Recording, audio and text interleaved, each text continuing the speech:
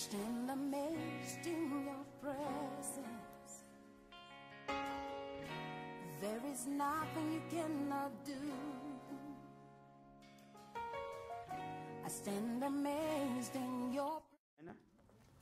Parce que nous aurons un moment assez fort dans la présence du Seigneur. Et je vais qu'on ouvre la parole du Seigneur ce soir et qu'on approfondisse des choses du royaume. Amen. Amen. Le thème de ce soir, les 7 secrets pour vivre la gloire de Dieu. Amen. Amen. 7 secrets pour vivre la gloire de Dieu. Amen. Amen. Lèvons-nous. Frère Fidèle va être pris en contribution. Amen. Apocalypse, chapitre 1, versets 5 à 6. Et aussi Apocalypse, chapitre 5, verset 10. Amen. Donc, nous avons 3 textes de base. Frère Fidèle va préparer les 2 versets d'Apocalypse et moi je vais préparer les versets d'Exode. Apocalypse, chapitre... Tu peux commencer par 1, 5, 6 et puis 5, 10. Apocalypse 1, 5, 6. Oui. Oui. Du Seigneur.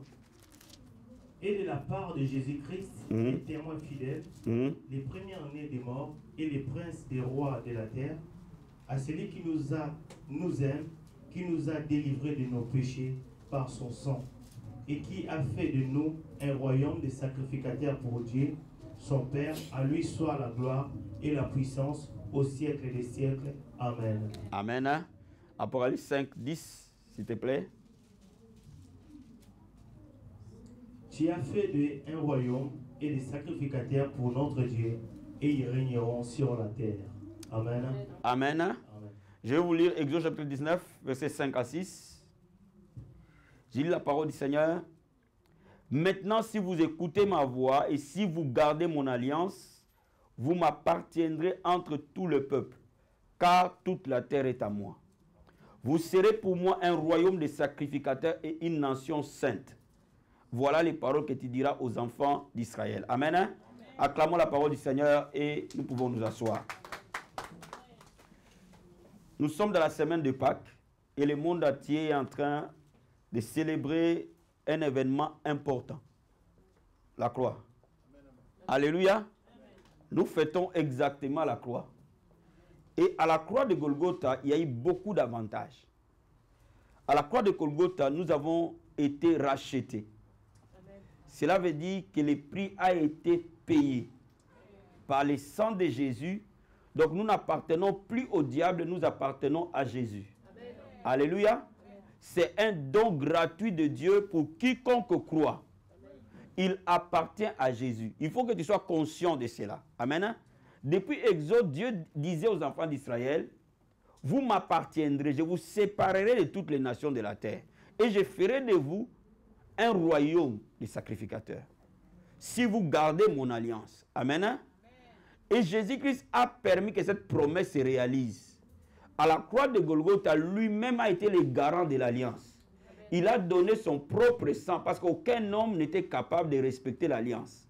C'est le Dieu qui s'est fait chair, a été digne de respecter les clauses de l'alliance. Ainsi payer les prix nécessaires pour Dieu, en fait de racheter pour lui un peuple. Donc dès l'instant où nous croyons à la croix, notre identité a changé. Dès l'instant où nous croyons à la croix, nous ne sommes plus ce que nous pensons être. Nous devons penser comme Dieu nous voit. Nous devons nous voir comme lui nous voit. Nous sommes exactement ce que lui dit que nous sommes. Alléluia. Donc à la croix de Golgotha, cette promesse que Dieu avait faite déjà à l'époque de Moïse, que je vous séparerai de toutes les nations de la terre et je vous ferai un royaume de sacrificateurs. Donc quand vous regardez Israël, il est le prototype de l'église. Cela veut dire comme Dieu a séparé Israël des Philistins, des Madianites, de tous les autres, aujourd'hui Dieu sépare l'église partout où elle se trouve. Amen, amen. Aujourd'hui on peut être en France, mais Dieu sépare, en plein milieu de la France, Dieu sépare son église du reste du peuple. Donc bien aimé, tu es un peuple séparé. Tu es un peuple mis à part. Et si Dieu t'a mis à part, c'est pour un but. Il ne peut pas t'avoir mis à part pour rien. Donc lui, il définit pourquoi il t'a mis à part. Il t'a mis à part parce que pour faire de toi un roi et un sacrificateur. Amen. Et quand vous lisez en Apocalypse, cette promesse s'accomplit. Il dit, il a fait de nous un royaume et des sacrificateurs. Donc quand nous regardons, la croix nous donne accès à 3 choses. La première des choses, la croix nous fait de nous un peuple sanctifié. La croix nous sépare du monde. La croix fait de nous un peuple sanctifié. Premièrement. Deuxièmement, la croix fait de nous des rois. Ou, bon, parce que dans le monde de l'esprit, il n'y a pas de femmes. Hein? Donc quand je dis roi, homme, femme compris. Amen. La croix fait de nous des sacrificateurs. Dès l'instant où nous fêtons la Pâque, nous sommes un peuple racheté, sanctifié, justifié et glorifié. Dis-moi amen. Dis-moi amen. Mais comment faire pour vivre la gloire que Dieu a déjà prévue au peuple sanctifié? Nous sommes sanctifiés parce que nous sommes séparés. Parce que quand les gens parlent du mot sanctification, ils le confondent avec ne pas pécher. Non. La sanctification est plus large que ça. Nous sommes sanctifiés parce que Dieu il nous a mis à part. Dieu ne peut jamais utiliser ce qui n'est pas mis à part. Pour que Dieu se serve de quelque chose, la première chose qu'il fait, il les sépare. C'est ça qu'on appelle sanctifié. Cela veut dire qu'on ne pouvait pas être roi sans au départ être sanctifié.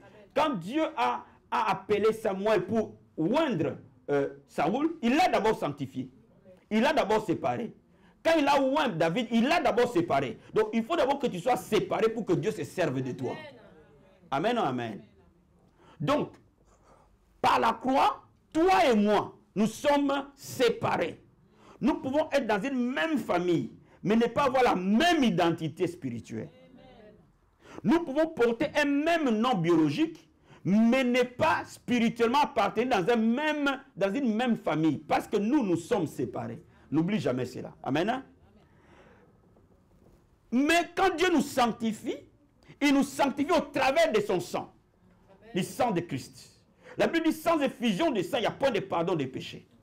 Parce que Dieu est saint. La Bible dit vous serez saints comme moi je suis saint. C'est au travers du sang de Jésus-Christ à la croix que le péché n'a plus de pouvoir sur nous. Et c'est pour cela qu'il nous a sanctifiés en nous lavant par le sang de son fils Jésus. Et quand il nous sanctifie, il nous donne 2 onctions. La première onction qu'il nous accorde, il nous donne accès au sacerdoce. Chacun de nous, Dieu le permet de le servir et de servir son peuple. C'est ça le rôle du sacrificateur. Pour s'approcher du sacerdoce, le sacrificateur devait être loin. Voyez-vous? Donc il devait d'abord être loin pour s'approcher du sacerdoce. Laisse-moi te dire, avant d'abord qu'on puisse oindre le sacrificateur, avant d'abord qu'on puisse faire couler l'huile sur le sacrificateur, on faisait d'abord couler l'eau sur lui et le sang sur lui. On les lavait d'abord et on mettait le sang sur son oreille, sur son doigt, sur son pied. Donc on le sanctifiait, après on le mettait au service de Dieu. Personne ne peut être au service de Dieu s'il n'est pas à la base sanctifié par la croix. Alléluia. Maintenant, toi et moi, Dieu nous a séparés pour être à son service d'abord, mais aussi pour être au service de son peuple. À son service, il nous a donné la capacité de présenter des requêtes et des prières comme des parfums de bonne odeur devant Dieu. C'est pour cela que lorsqu'on devient enfant de Dieu, il nous permet d'être dans les sacerdoces par la prière. Alléluia. Et c'est pour ça que dans la nouvelle, il y a le ministère de la prière et le ministère de l'église. Mais il nous permet aussi d'être au service du peuple, au moyen de l'amour et de la communion fraternelle que nous avons dans l'église, mais aussi pour les païens qui ne connaissent pas Jésus, à leur annonçant la bonne nouvelle. Et après, il nous rend roi pour que nous puissions régner. Il veut faire de nous des symboles de son identité. Il veut faire de nous que les gens le voient au travers de nous. Parce qu'il a fait de nous des ambassadeurs pour Christ. Alors si tu es ambassadeur, il va faire en sorte que ce que tu dis corresponde à ce que tu vis. Écoute-moi. Bien-aimé, même si tu es célibataire, même si tu es stérile, même si tu es pauvre, n'arrête pas de prêcher l'évangile. Pourquoi? Quand tu es en train d'annoncer l'évangile, Dieu fera en sorte que ta vie corresponde à ce que tu dis. Et c'est là où l'onction de la royauté va suivre l'onction du sacerdoce. C'est quand on est en train d'exercer notre sacerdoce, parce que tu t'identifies à Dieu. Dieu ne va pas laisser son nom drainer dans la boue. Il fera en sorte que toi et ce que tu dis correspondent. Vous comprenez ce que je dis? Voilà pourquoi quand nous sommes en train de comprendre la croix, nous sommes en train de comprendre que nous devenons chrétiens, nous n'avons pas besoin de pleurer, nous devons entrer dans le fonctionnement de la parole. Et cette parole va fonctionner par elle-même. Laisse-moi t'expliquer. Si tu prêches aux gens que Dieu va changer leur vie, parce que Dieu, au fil du temps, il verra que ces gens-là commenceront à te poser des questions. Toi, tu nous prêches que Dieu change de vie, toi-même, ta vie ne change pas. Il est obligé de changer ta vie pour que tu correspondes à ce que tu dis. Il faut que tu saches comment on prend Dieu et comment on marche avec lui.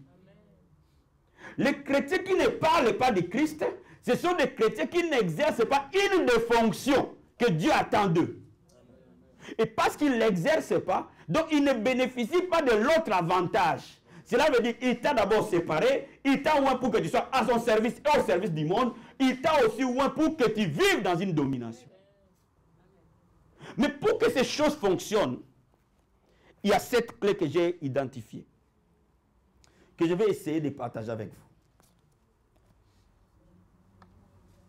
La première clé, comme on l'a dit, Dieu ne peut pas servir ou prendre à son service quelque chose qui est souillé. Dieu nous aime, mais il ne peut pas s'approcher du mal. Donc il ne peut pas se servir de quelque chose qui est souillé. Ce n'est pas possible. C'est contraire à ses principes. Donc quand tu veux voir la gloire de Dieu, il faut comprendre que le voyage entre l'homme et Dieu passe par la croix.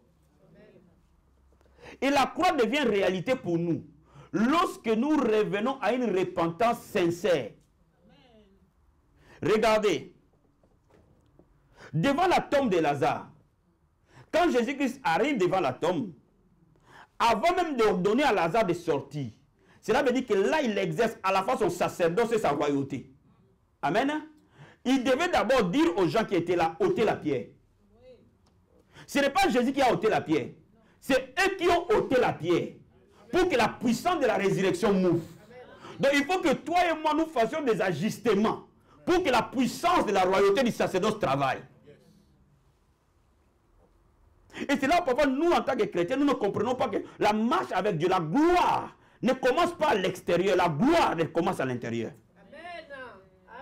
La gloire, elle commence dans le cœur. Lorsque le cœur ne change pas, la gloire ne peut pas. C'est une pierre mise devant la tombe. Le dimanche, beaucoup de gens m'ont parlé en disant, papa, tu y vas un peu fort. Mes enfants, je sais ce que j'ai fait. Dis-moi amen bien. Je sais exactement ce que je suis en train de faire. Et si vous comprenez dans l'esprit que je suis en train d'ôter la pierre devant vous, je suis juste en train de vous aider d'ôter la pierre. Je ne vous déteste pas, bien au contraire, je vous aime. Je suis en train d'ôter la pierre pour vous. Je suis la famille de Lazare qui a enlevé la pierre pour que la puissance de la résurrection qui est au milieu de vous vous touche. Vous savez, la présence de Dieu peut être là. Mais tant que la pierre n'est pas ôtée, la présence de Dieu est inactive. Il faut que le cœur change. Parce que c'est là où la gloire se pose. La gloire ne se pose pas dans un bâtiment. La gloire se pose dans les cœurs sanctifiés. Et quand il y a sanctification, il y a 3 choses. La première des choses, vous devez dénoncer le mal.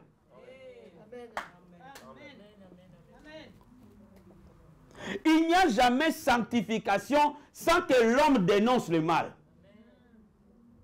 Il faut dénoncer le mal. Regardez tous les prophètes que Dieu a envoyés dans l'Ancien Testament, tout comme les prophètes qui sont venus dans le Nouveau Testament, en l'occurrence Jean-Baptiste. Qu'est-ce qu'il a fait? Ils ont dénoncé le mal qui était dans le milieu du peuple. Pourquoi? Parce que Dieu voulait se mouvoir au milieu du peuple. Et pour qu'il mouve, il faut que les prophètes dénoncent le mal. Ils sont en train d'ôter les pierres. Ils sont en train d'ôter les épines. La Bible nous dit en Jérémie, ne semez pas parmi les épines. Défrichez-vous. Amen. Amen. Donc laisse-moi t'expliquer. On peut faire des jeûnes et des prières. Si on laisse les épines parmi nous, ces jeûnes et des prières ne vont pas être utiles. Amen. La première des choses, pour voir la gloire de Dieu, il faut dénoncer le mal. Amen. Parce que Dieu aime l'homme, Dieu n'aime pas le mal. Amen. Il nous aime en tant que pécheurs, mais n'aime pas les péchés. Donc la parole de Dieu doit dénoncer les péchés qui sont enfouis en nous, afin que le péché perde son pouvoir. Amen. Est-ce que vous me comprenez? Amen. Si vous êtes sous l'art, on doit vous dire d'arrêter la boisson. Si vous fumez en catimini, on va vous dire arrêtez la cigarette. Amen. C'est salutaire pour vous. Amen. Quelqu'un peut donner amen? Qui veut donner amen? Donc, cette démarche doit être aussi personnelle. Cette démarche doit consister à se dire, tout ce que je vois dans ma vie, qui n'est pas conforme à la parole de Dieu, je dois les détester, les dénoncer. C'est très important. La deuxième chose consiste à s'ajuster. Cela veut dire quoi? Si j'ai critiqué, que je ne critique plus. Si je volais, que je ne vole plus. Si je haïssais, que je ne haïsse plus. C'est tout ce que je faisais, que je prends conscience que dans la parole de Dieu, ce n'est pas comme ça. Je dois le dénoncer et l'abandonner. Ainsi, le sang de Jésus nous lave de tout péché. Amen. La marche pour voir la gloire de Dieu est une quête de la repentance. Jean-Baptiste a prêché la repentance. Jésus-Christ a prêché la repentance. Les apôtres ont prêché la repentance. Pierre a prêché la repentance. Paul a prêché la repentance. Pourquoi tous ces hommes du Nouveau Testament ont-ils prêché la repentance? Pourquoi ils n'ont pas prêché la prospérité? Jésus-Christ guérissait les malades, ne prêchait pas la guérison, il prêchait la repentance. La repentance est le message central de la Bible.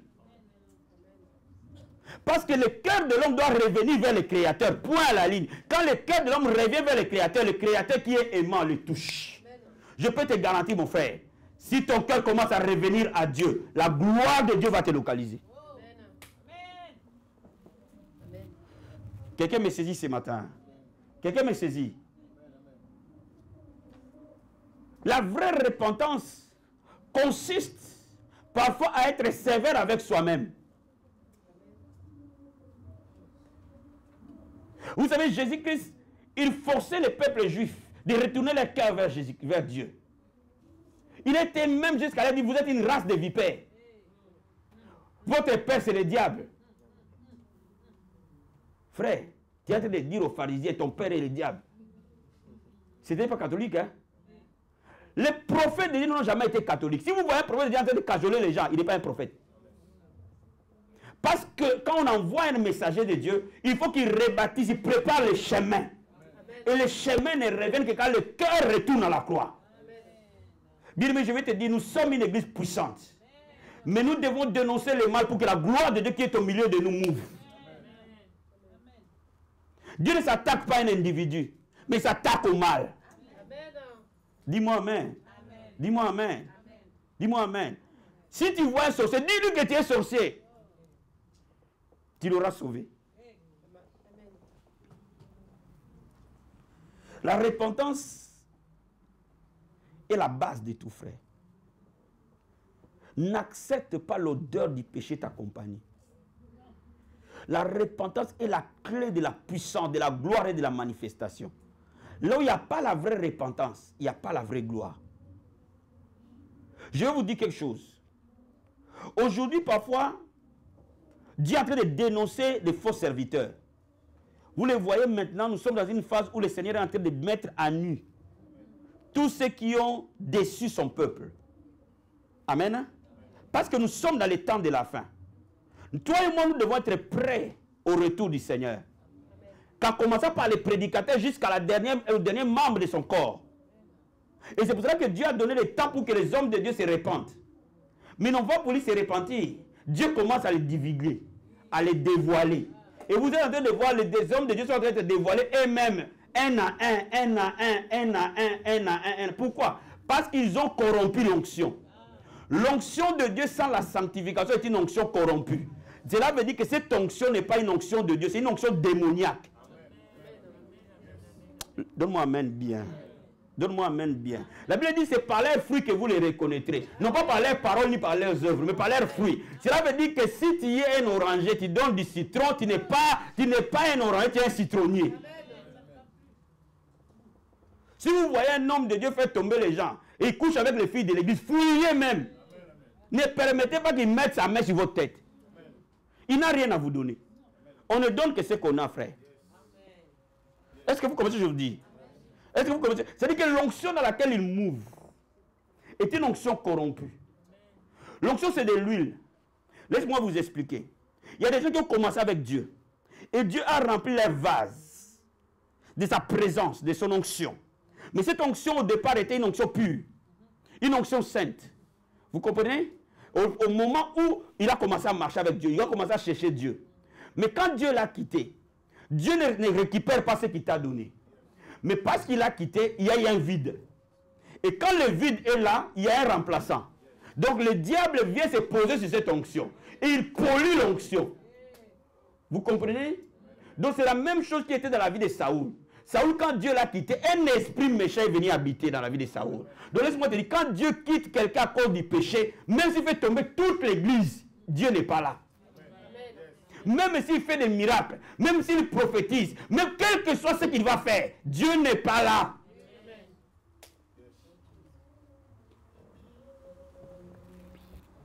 L'unique chose qui nous permet de savoir que cet homme est dans la vérité, regarde sa vie. Amen. Sa vie doit parler de Dieu qu'il parle. Si sa vie ne parle pas de Dieu qu'il parle, tout est vanité. Tu peux même remplir le stade, ça ne m'impressionne pas. Tu peux faire tout ça, le diable peut le faire. Il a amené Jésus sur une honte montée, lui a montré toute la gloire de la terre. Il a dit, je te donnerai parce qu'il a la gloire. Donc ce n'est pas la gloire qui caractérise un homme de Dieu. Vous savez, un jour, j'étais en train de préparer quelque chose. Il y a un monsieur qui me dit, pourquoi tu es en costume?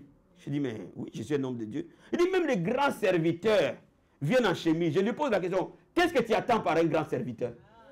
Selon toi, c'est qui un grand serviteur? Selon toi, un grand serviteur, c'est celui qui remplit des stades. Selon toi, un grand serviteur qui a un jet privé, qui a des maisons. Mais je vous dis, le jour où le Seigneur va venir, vous serez surpris. Ça, ce n'est pas la notion de Dieu du grand serviteur. Ce n'est pas la notion de Dieu du grand serviteur. C'est lui qui le craint et qui veille sur sa maison. C'est celui-là un grand serviteur. Même s'il a 2 membres, devant Dieu, il est grand. Personne n'a connu Jean-Baptiste. S'ils ont connu Jean-Baptiste, ils n'auraient pas tué Jean-Baptiste. Mais Jésus-Christ a dit de toutes les personnes nées de femmes, il n'y a pas un plus grand que Jean-Baptiste. Cela veut dire que Jésus-Christ savait qui était Jean-Baptiste. Mais Rome n'a jamais su qui était Jean-Baptiste. Donc bien aimé, je vais te dire quelque chose. Tu peux être grand devant Dieu sans que les gens le sachent. Ta grandeur n'est pas par rapport à la façon que tu t'habilles. Ta grandeur n'est pas par rapport à la voiture que tu as. Ta grandeur n'est pas par rapport aux membres de l'église. Ta grandeur est par rapport à la vie que tu as avec Christ.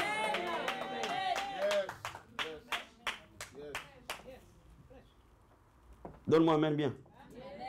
Donne-moi amen bien.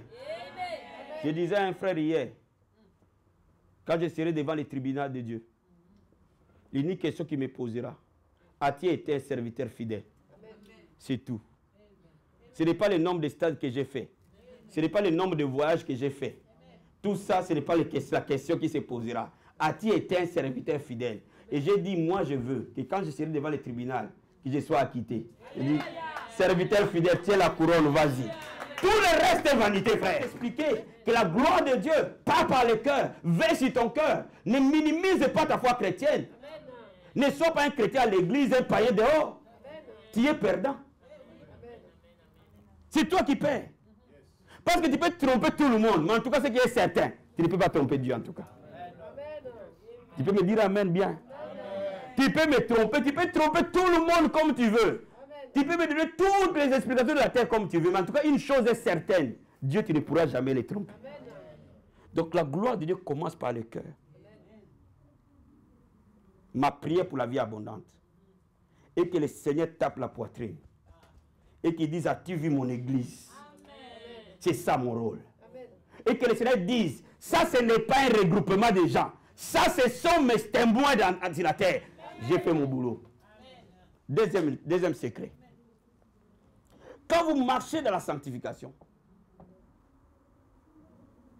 je vais te dire quelque chose. Reste fidèle en Dieu jusqu'au bout. Il sera fidèle avec toi. Deuxième secret. Développez votre foi. Parce que quand vous allez vous décider de marcher pour Dieu, le diable va vous attaquer. Parce que le diable déteste tout chrétien qui commence à détester le mal. Crois-moi. Quand tu commences simplement à détester le mal, le diable va venir frapper à ta porte. Quand tu commences à ne pas chercher des raccourcis, comme tout le monde veut les raccourcis, crois-moi, le diable va t'opprimer comme il a opprimé Job.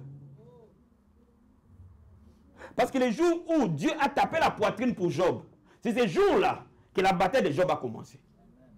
Le jour où Dieu a dit, as-tu vu mon serviteur Job?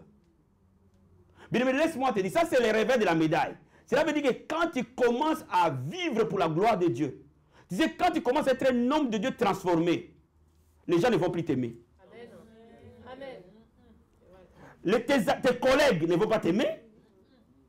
Les membres parfois de l'église ne vont pas t'aimer. Les gens qui te connaissaient avant ne vont pas t'aimer. Mais laisse-moi te dire, tiens ferme dans la foi. Tu as intérêt à commencer à croire dès l'instant où tu commences à te repentir. Dis amen. Dis amen. Dis amen. Je vais dire à quelqu'un, la foi sera ton bouclier pour que tu marches en toute sécurité. Donc tu dois mettre toute ta confiance en Dieu. La Bible dit, sans la foi, vous ne pouvez pas lui être agréable. La Bible déclare, ceux qui ont cru en lui ont eu un témoignage favorable. Bien aimé, je vais te dire, crois en Dieu jusqu'au bout. Ne crois pas en Dieu à moitié. Fais-lui totalement confiance. Plus tu lui feras confiance, plus tu verras sa gloire. Il faut que ta foi, tu décides de la développer. Et on développe notre foi comment? On développe notre foi en plongeant dans la parole de Dieu, en la méditant. Mais on développe aussi notre foi en mettant en pratique ce que tu ne mettais pas avant. Je donne un exemple.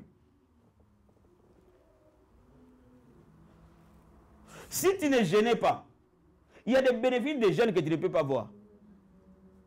Mais le jour où tu vas commencer à dire, je vais mettre un jour par semaine pour jeûner, pour mon jeûne personnel, qui n'a rien à voir avec l'église. Je mets un jour par semaine pour jeûner. Je suis serviteur, je mets 2 jours par semaine pour jeûner. Quand tu commences à les mettre, ta foi va s'élever.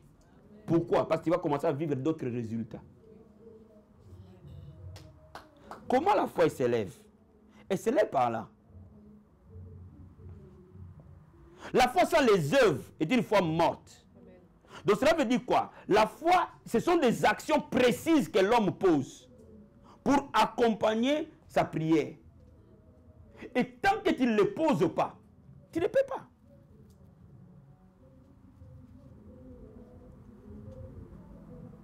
Je disais à ma femme, je ne sais pas, hier ou avant-hier, j'ai dit, ça fait longtemps que l'église ne donne pas sa dîme.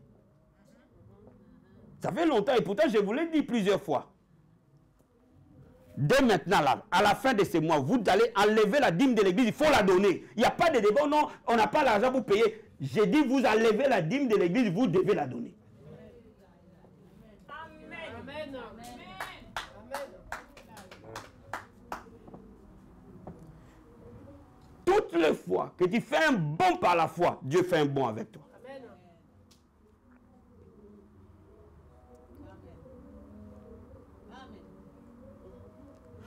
Mais c'est toi qui développes ta foi. La foi est un muscle qu'il faut entraîner pour qu'elle soit utile. Si tu n'entraînes pas ta foi, elle ne te servira pas. La Bible dit, ne t'ai-je pas dit, si tu crois, tu verras la gloire de Dieu.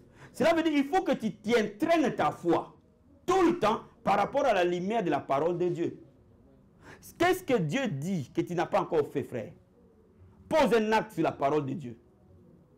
aligne chaque phrase de Dieu par un acte. C'est ça les résultats. La Bible dit, nous imposerons les mains aux malades et seront guéris. Le médecin t'a diagnostiqué la maladie. Le pasteur a prié pour toi. L'apôtre a prié pour toi. Rentre chez toi, mets ta propre main. Tu es un croyant. Là où tu as mal, parle à cette maladie et t'obéira. Accompagne la prière de l'homme de Dieu par un acte de foi. Beaucoup d'enfants de Dieu n'alibèrent pas leur propre foi. Il faut s'entraîner à libérer ta foi. À l'entraîner continuellement, continuellement, continuellement. Quand tu commences à entraîner ta foi, tu vis des choses merveilleuses. Dis-moi amen. Dis-moi amen. Et surtout parce que tu aimes Dieu. Surtout parce que tu plais à Dieu. Bien aimé, la sanctification, ça la foi. C'est vraiment d'être un pharisien. Parce que toute la fois que tu vas vouloir marcher avec Dieu, dans la crainte de Dieu, tu dois être certain que ta foi est en marche. Amen. Amen. Le jour où tu vas virer M. X qui paye les loyers de ta maison, tu dois être certain que cette fois-ci là, il faut que Dieu paye ce loyer-là. Donne-moi amen. Donc ça serait une folie d'en virer M. X sans avoir la foi pour le remplacer. Amen. Et la foi, nous devons l'entraîner continuellement. Alléluia. Troisième clé. Demandez à Dieu la soif. Sa soif dans nos cœurs. Cette demande de la prière m'a révolutionné. Il y a des années, ma vie de prière stagnait. Elle n'était pas si éclatante. J'avais envie de prier. Mais la vie de prière que je mène aujourd'hui est le résultat de l'aide du Saint-Esprit dans ma vie. Amen. Quand j'ai découvert que tous les pionniers du réveil, tous les revivalistes avaient une prière spécifique, ils demandaient un cœur assoiffé de Dieu. J'ai dit, ah oui, c'est ce qu'il me faut. Parce que quand tu as soif, frère, même si tu fais de l'échafaudage, tu vas prier. Quand tu n'as plus soif, même si tu travailles 2 heures par jour, tu ne vas pas prier. Même si tu restes à la maison, tu ne vas pas prier. La prière, ce n'est pas un problème de temps. La prière, c'est un problème de disposition de cœur. Si tu as le cœur disposé, le Saint-Esprit va t'amener à prier comme un plaisir. Vous voyez, quand tu as le plaisir de prier, même quand tu sors de l'église, tu pries. Et là, c'est là Dieu qui prend la main. Comment Dieu prend la main? Quand je lui demande, la Bible dit, demandez, on vous donnera. Quand je lui demande, c'est donne-moi un cœur assoiffé. Il me donne effectivement un cœur assoiffé. Et quand j'ai un cœur assoiffé, c'est là où je commence à être couvert de la gloire de Dieu. Amen.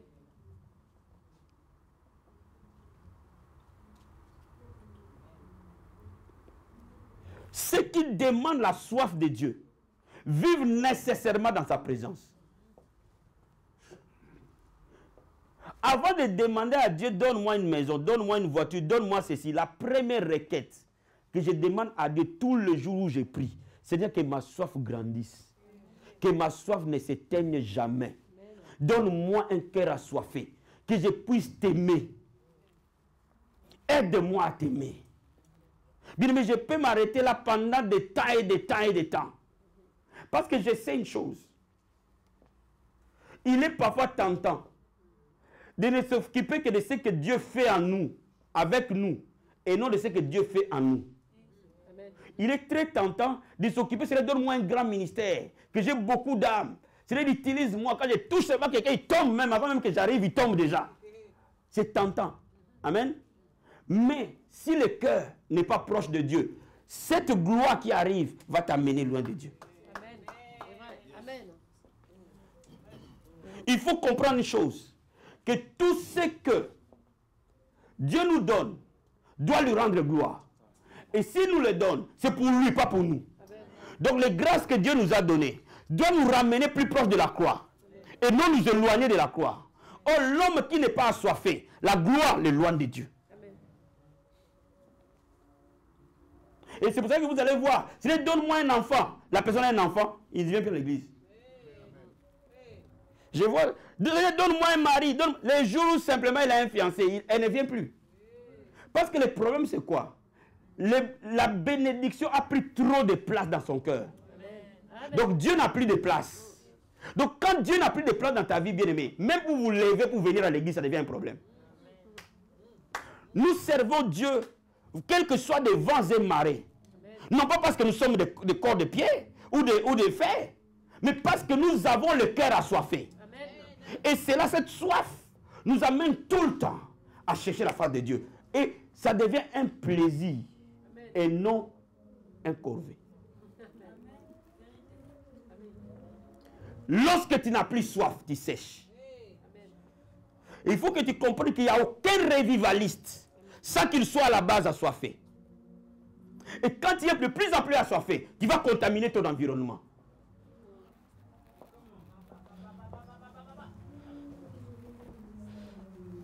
Je sens ma vie de prière se développer. Pourquoi? Parce que de plus en plus ma soif de Dieu se développe. Et vous savez, quand vous commencez de plus en plus à être assoiffé, la peur vous quitte. Amen. Vous savez, il y a parfois mes enfants me disent, mais papa, tu n'as plus peur, hein? Je dis, pourquoi vous racontez ce genre de conneries? Elle dit, oui, on voit que tu n'as plus peur maintenant. Et en tout cas, on voit que tu avais peur, hein? Il dit, ah bon, moi j'avais peur de qui? Il dit, oui, tu avais peur, papa, c'est vrai. Les choses que tu abordes aujourd'hui, il y a quelques années, tu ne pouvais pas l'aborder. Pourquoi? Parce que quand tu commences à être assoiffé, ton esprit change. Amen. Les choses reviennent à la priorité de Dieu et non par rapport à nos priorités. Vous savez, quand nous avons peur de vous froisser, au fait. Et ça devient un piège. Ça devient un piège. On a peur de dire, non, si je dis ça, je vais froisser un tel. Non, tu n'es pas en train de le froisser, tu es en train de le guérir. Dans l'image de Dieu, il faut que ça revienne en Dieu pour que tu comprennes. Tu es en train de piquer un enfant.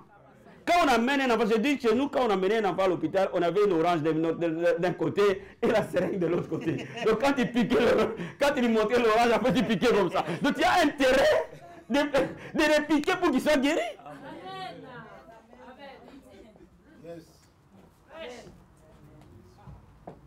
Pasteur, les pasteurs, écoutez-moi. J'ai remarqué une chose. Les églises où les enfants sont cajolés, ces églises-là, les gens fuient. Mais les églises où la parole est prêchée, les gens viennent là. Depuis qu'on a commencé à prêcher la parole, l'église s'est remplie. Logiquement, ça devait faire l'essence inverse. Mais pourquoi? Parce que c'est le salut de Dieu qu'on est en train d'annoncer. Et Dieu est d'accord. Et quand Dieu est d'accord, Dieu touche les vies.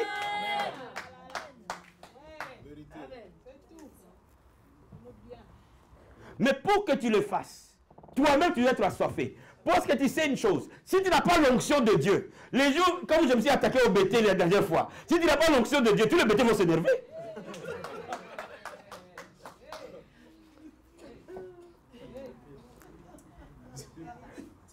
L'audacité n'implique pas le manque de sagesse. Il faut parler sous l'onction. Cela veut dire qu'à ce moment, ce n'est pas moi qui parle. Hein? Parce que quand je te montre ma feuille, je ne l'ai pas prévu. Ce n'est pas moi. Quand je te montre ma feuille de prédication, ce n'est pas moi. Hein? C'est Dieu qui te parle en direct. Il se sert d'une bouche. Alléluia. Sois béni.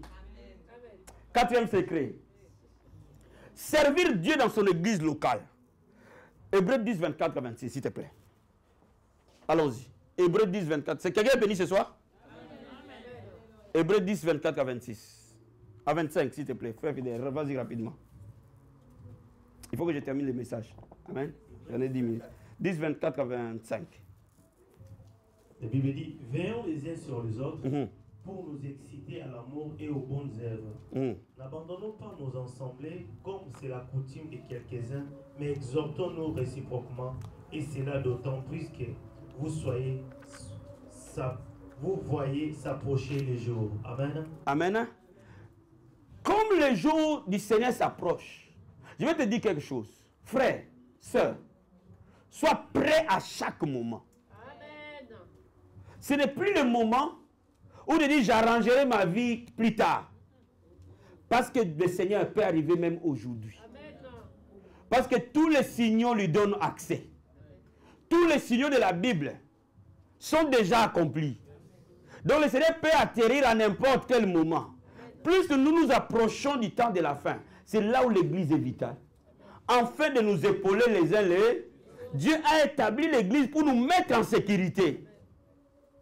Donc quand quelqu'un abandonne l'église, il meurt spirituellement.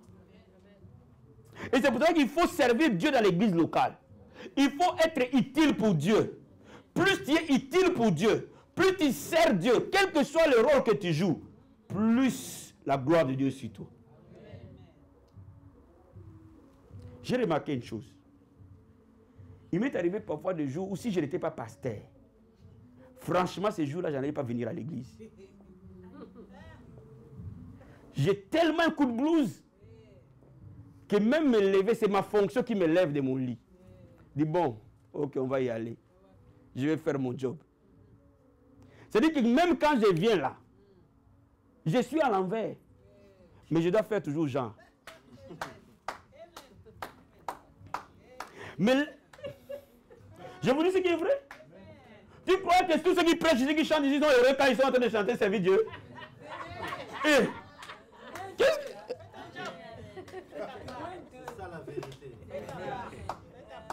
Mais Dieu les guérit dans l'exercice de leur fonction. Est-ce que vous me comprenez? Est-ce que vous me comprenez? Je dis toujours à maman que moi je suis un soldat. Un soldat meurt avec les armes. Donc moi je mourrai avec mes armes. En train d'exercer mon boulot. C'est à cela que j'ai prêté serment. Et quand Dieu voit mes prédispositions, il dit non, je ne peux pas laisser cet enfant, je l'ai guéri. Dis Amen. Dis Amen. Je vous avais donné un témoignage quand on était là-bas à Nier, que j'avais toujours mal au dos. Ils en faisaient des mois. J'ai prêché avec. Il fallait être avec moi quand je devais dormir ou quand je devais me laver. C'était chaud. Pour soulever juste ma jambe, entrer pour aller me laver. Mais c'est compliqué. Ah, tu sais ma fille, tu sais. Hein? Pour dormir, je devais chercher une position. C'est-à-dire que quand je devais aller prendre la position pour dormir, donc je m'arrange déjà. Quand je glisse comme ça, je bloque jusqu'au matin. Et ce qui est marrant, quand tu traînes dans une même position, le mal qui était d'un côté va transiter de l'autre côté là. Ah, aïe, aïe, aïe, aïe. C'est vrai. Hein? C'est une mauvaise maladie cette affaire de dos. Une très mauvaise. Et je fais mes dimanches de puissance comme ça. Parfois quand vous me voyez, il y a des moments où vous faites la tête, je dis vraiment. Si moi je te donnais même la moitié de bien.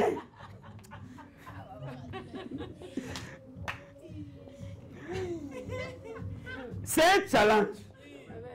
Toi tu dis, papa j'ai mal à la tête. Je dis, mais si je te donnais même la part, j'ai du mal à me tenir debout là, tu comprends?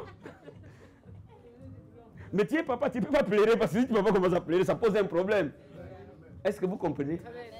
Mais Dieu est miséricordieux. Et ces jours-là, en plein service, à un moment donné, j'ai mis ma main sur mon dos. Et l'onction de Dieu était là. Je ne savais même pas que Dieu m'a guéri. Je l'ai constaté le soir. Quand je devais prendre ma voiture, je dis, ah, qu'est-ce qui se passe? J'entre correctement dans cette voiture parce que même pour monter dans la voiture, ça posait énormément de problèmes. Amen. Ah, voilà. Dis-moi, hein? Rien à faire, moi je prêcherai l'évangile, piston. Vous devez être rapide à me suivre, parce que je vais vous suivre. Hein. Si vous n'êtes pas assez rapide, vous allez vous essouffler. Vous avez intérêt de courir. Est-ce que vous comprenez? Ah, Dieu est bon. J'ai roulé jusqu'à l'église. J'avais oublié un truc. Je suis rentré, j'ai dit non, je ne vais pas encore dire à ma femme parce qu'il faut faire attention, parce que des triomphes rapides, on ne sait jamais. J'attends quand je vais aller me laver. Je suis parti me laver, je dis, oh, ça va. Bon, on mange, on boit, je dis, bon, je vais aller me coucher. Cette fois-là, je n'ai pas pensé, j'ai sauté, ah, je dis, j'ai pas mal, ah, Seigneur. J'ai dit à ma femme, tu n'as pas remarqué quelque chose? Il dit, quoi? Il dit, mais le mal est parti. Attends d'abord 3 jours, on va attendre. Après, on annoncera l'église, parce qu'on ne sait jamais si ces gens, c'est eux qui vont frapper comme ça, on ne sait jamais. Mes amis, tu ne peux vivre ces choses que si tu es là-dedans. Ne sois pas seulement la personne qui dit, homme de Dieu, viens prier pour moi. Viens prier pour moi. C'est bien. C'est son travail. Mais n'oublie pas, Dieu attend de toi en tant que membre de la famille de collaborer à l'épanouissement de cette famille. Nous avons la responsabilité, nous tous, de remplir cette église. Ce n'est pas la responsabilité de l'apôtre. Vous savez, au mois d'avril, je vais aller prêcher au Congo. Si vous ne remplissez votre église, moi je vais remplir les deux, là où les gens me remplissent les places. Et je vais prêcher là-bas. Ça c'est votre problème. Hein? Vous devez travailler.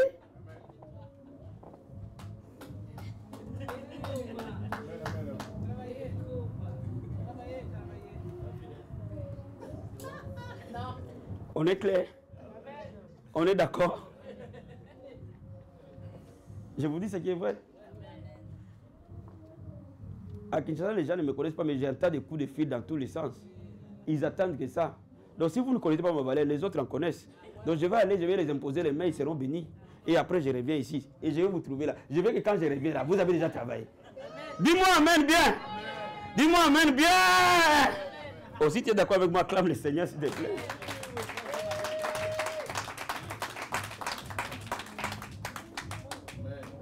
Cinquième clé.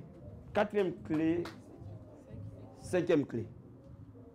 Mettre un bouclier de la prière. Je veux qu'on lise ça. Amen. Hein? Frère fidèle, tu es mis à contribution.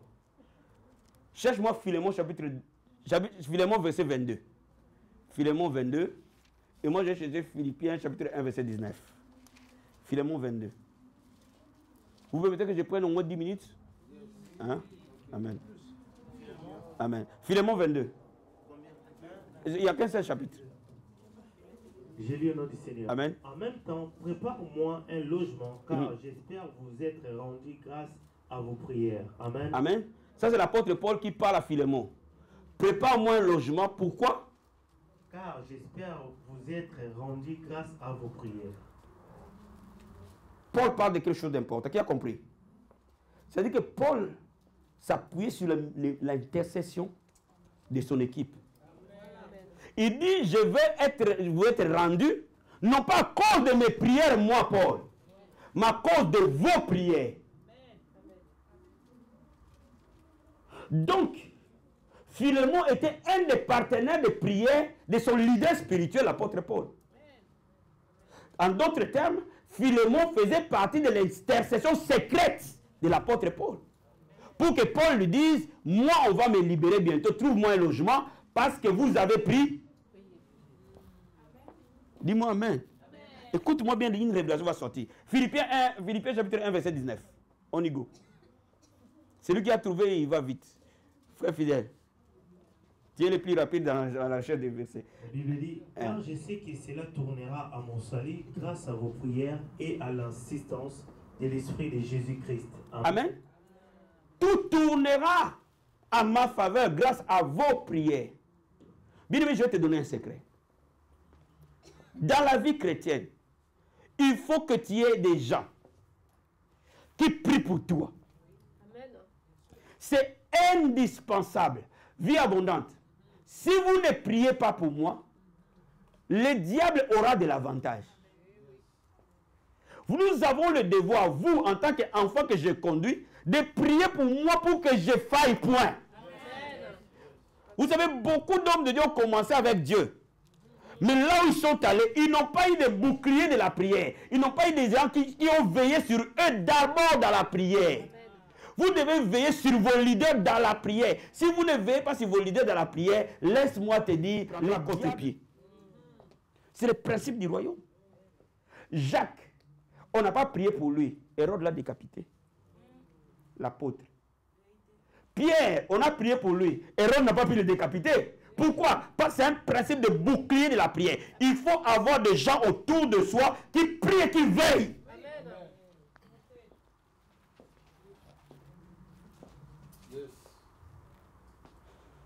Quand tu es responsable d'église, implique ton peuple à intercéder pour toi. C'est mon devoir de vous dire, j'ai besoin de vos prières. Vous ne pouvez pas m'oublier dans vos prières, comme moi je ne vous oublie pas dans mes prières. Beaucoup parmi vous ici, quand ils dorment encore, nous on est debout en train de prier pour vous. Beaucoup parmi vous en train de ronfler encore dans leur lit.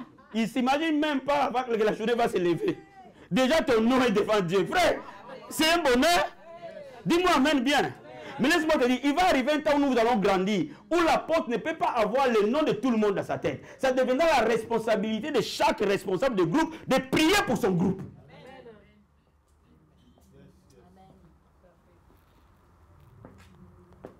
Nous devons prier les uns pour les autres afin que nous soyons guéris, la Bible le dit. Donc laisse-moi te dire, il faut que tu aies des partenaires de prière pour que ta marche avec Dieu soit en toute sécurité. Ne compte pas sur tes propres prières. L'église est une famille, est un corps.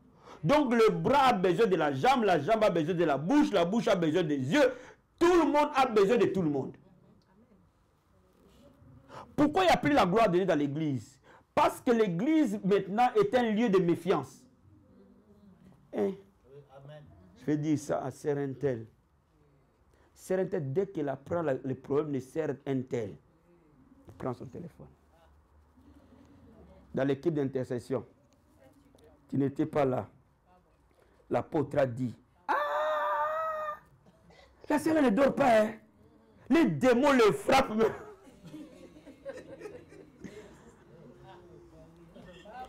Crois-tu que cette personne est bête pour venir encore confier sa vie à toi? Je te dis quelque chose, frère. Quand ils prêchent ici, les gens ne sont pas bêtes.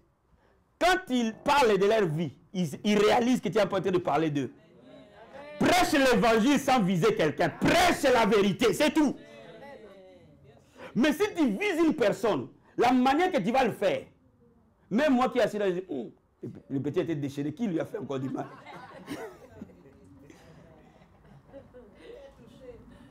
Non. Nous sommes une famille.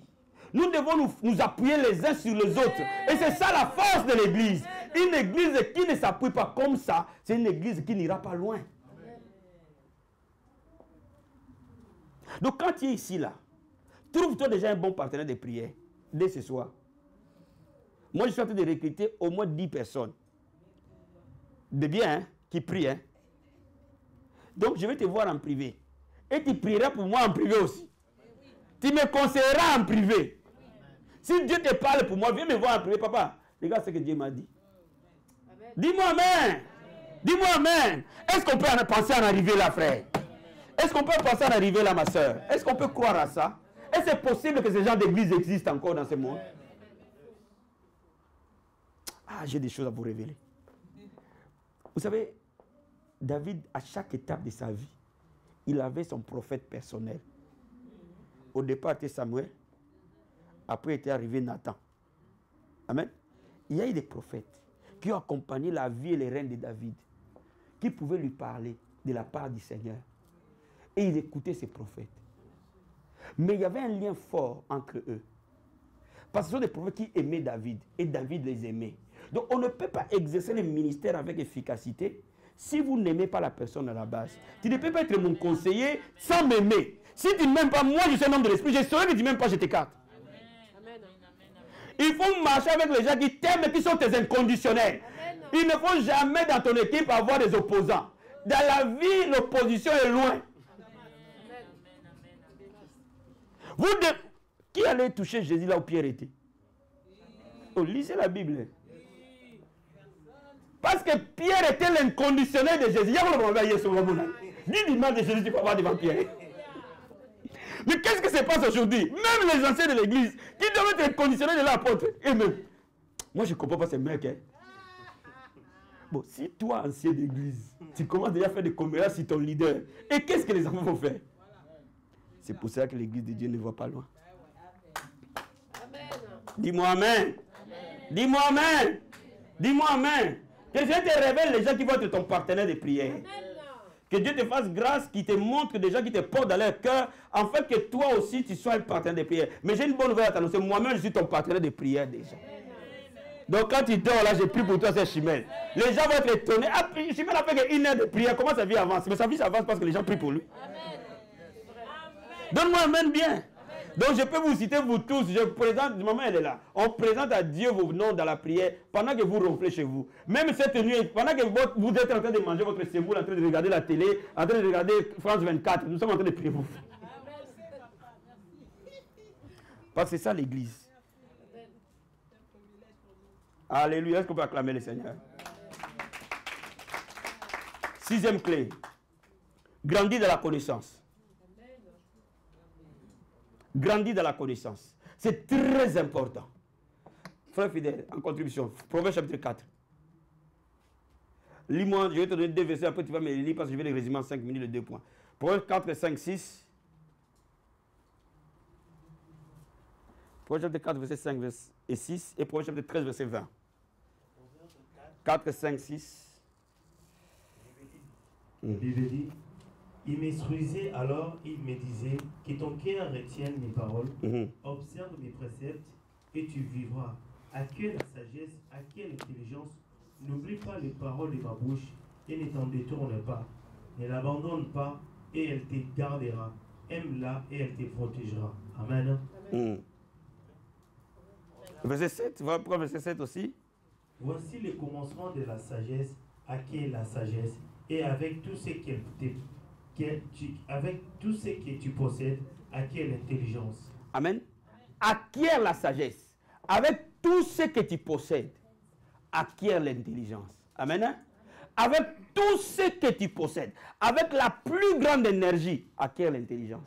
Avec tous tes biens, acquiert l'intelligence. Avec toutes tes ressources, acquiert l'intelligence. Amen. Lis Proverbe chapitre 13, verset 20, s'il te plaît. Il me dit, celui qui fréquente les sages devient sage, mais celui qui se plaît avec les insensés s'en trouve mal. Amen. Amen. Il y a 2 secrets essentiels. La clé 6 et la clé 7 se suivent. Il faut acquérir la connaissance. Tu ne peux pas vivre la gloire de Dieu en état ignorant. La Bible dit, mon peuple périt faute de connaissance, pas faute d'onction, faute de connaissance. Les gens vivent dans la maladie parce qu'ils sont ignorants. Je vais vous donner un exemple simple. Je viens de lire un livre qui est là, que vous n'achetez même pas, sur la santé divine. Mais j'ai appris des trucs. Un jour, je vais vous prêcher sur ça. Mais je me dis, mais il y a des moments, je dis à ma femme, mais ma chérie, il y a des moments où on ne s'aime pas trop. En fait, on s'autoprogramme à tomber malade. Quand nous mangeons le makoso, vous connaissez le makoso, le pied des cochons. Et en plus, moi, j'aime ça. Mais quand je lis les livres, je dis, hey, mais ça, c'est ma mort que je cherche. Parce qu'on me décrit la dangerosité de ce genre de trucs.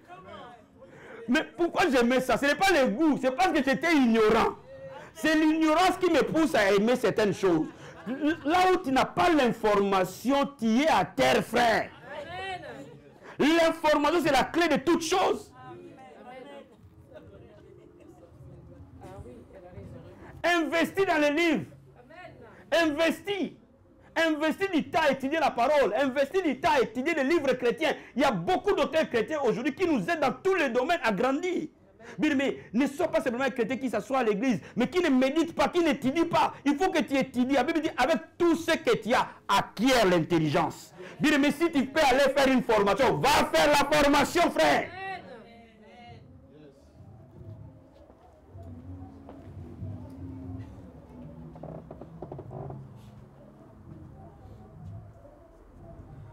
Sois intelligent. Développe ton intelligence. Développe tes capacités. Développe tes compétences. Dans tous les domaines. Si tu veux servir Dieu dans le ministère, il faut que tu comprennes tous les ministères avant que tu y entres. Parce que quand tu es chez quelqu'un, tu peux faire encore des erreurs.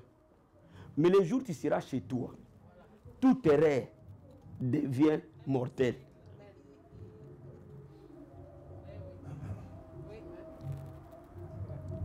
Si tu veux te marier, les gens vont le mariage, ne se préparent jamais sur le mariage. Mais mon ami, non seulement tu ne vas pas y entrer, mais aussi si par hasard tu y entres, tu sors le plus vite. On ne devait pas quelqu'un par hasard. Ma soeur, qu'est-ce qui se passe? Ça va ma fille? Tout va bien? Tu as capté les trucs? Amen. Est-ce que tu comprends? Est-ce que vous me comprenez? J'aime l'enseignement, amen. C'est plus que papa, Dieu m'a dit, Dieu m'a dit, Dieu m'a dit. C'est bien beau. Mais il faut que tu sois enseigné. Parce que Dieu m'a dit, amène, te montre quoi d'arriver. Mais te montre pas comment tu vas arriver. Donc il faut que quand Dieu te dit, il faut qu'on t'explique comment on arrive. Amen. Amen. À qui est la connaissance? Ne joue pas avec la connaissance. C'est ta destinée. C'est la gloire. Celui qui a plus de connaissances règne. Amen. Vous savez, je suis ici là, votre apôtre. C'est parce que j'ai plus de connaissances que vous. Si par hasard, frère fidèle, commence à avoir plus de connaissances que moi, il va se rebeller. Les gens ne suivent que ceux qui sont plus forts que eux. Donc si je veux être grand, il faut que je continue à grandir. Ou bien, mais je vais te dire quelque chose. Il faut que tu continues à grandir. Et tu ne grandis que lorsque tu investis dans la connaissance. Point à la ligne. Mais aussi, il y a une connaissance que tu peux acquérir sans argent. Par l'amitié. Si tu marches avec les sages, tu deviens sage. Les gens qui n'ont pas de grande destinée tuent toujours leur mentor. Mais les gens de grande destinée protègent leur mentor. Parce qu'ils savent que leur mentor, c'est leur destin. Tu peux me dire amen ce matin? Frère, si tu trouves quelqu'un à quelque chose que tu n'as pas, fais-lui ami.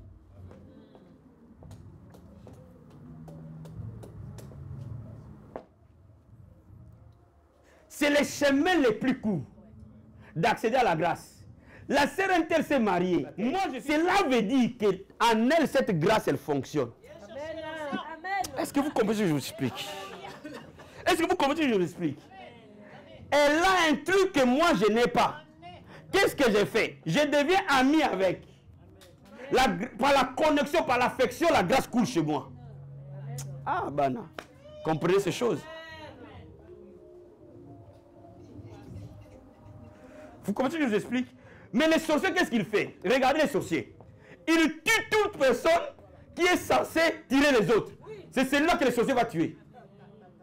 Mais malheureusement, il y a des sorciers inconscients dans l'église de Dieu. Et ils tirent. Et les frères là, Chimel a sorti une note. Tout le monde frémit. Hein, Chimel? Non, non, non, non, non. On ne peut pas accepter qu'elle chante comme ça. Et maintenant, les gens commencent à les critiquer. Pour qu'ils se remettent en bas. Au lieu de les pousser en haut. C'est les sorciers. C'est pareil. Vous comprenez le raisonnement inverse.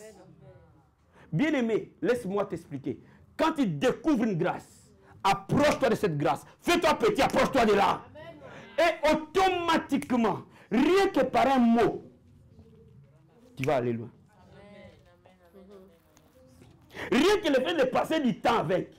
La Bible dit, je prendrai l'esprit qui est sur toi, je le mettrai sur les soldats. C'est-à-dire qu'il y a des transferts de l'esprit sans notre contrôle.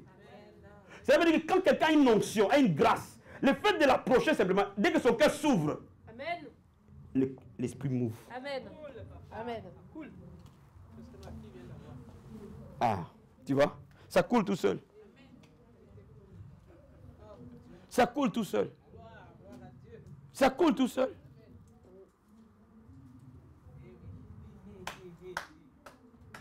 Si tu veux avoir l'onction, marche avec quelqu'un qui est loin.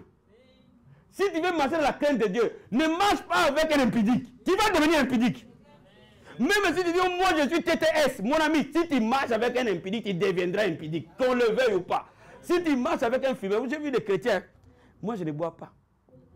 Mais il est toujours ami des ivrognes. Tôt ou tard, ce frère-là va boire. Je vais vous dire une chose. Si vous voyez un frère, une sœur qui devient rétrograde, même s'il était ton ami, fuis-le. Ne sois plus ami avec un rétrograde, jamais. Qu'est-ce qui va se passer? Quand il est rétrograde, il ne va te parler que du mal du pasteur, du mal de l'église, du mal de ceci. Là-bas on chante fort, là-bas on crie fort, là-bas on ne voit rien changer. Il va te dire que des choses noires. La foi vient de ce qu'on entend. Le fait de l'entendre, tu vas devenir noir. Si tu trouves quelqu'un qui est zélé, et tu vas être zélé, sois ami de fidèles. Sois ami des gens qui sont zélés, qui viennent à l'église tôt. Tu vas commencer à venir à l'église tôt. Amen. Tu veux mon onction, deviens mon ami. C'est le chemin le plus court. Amen.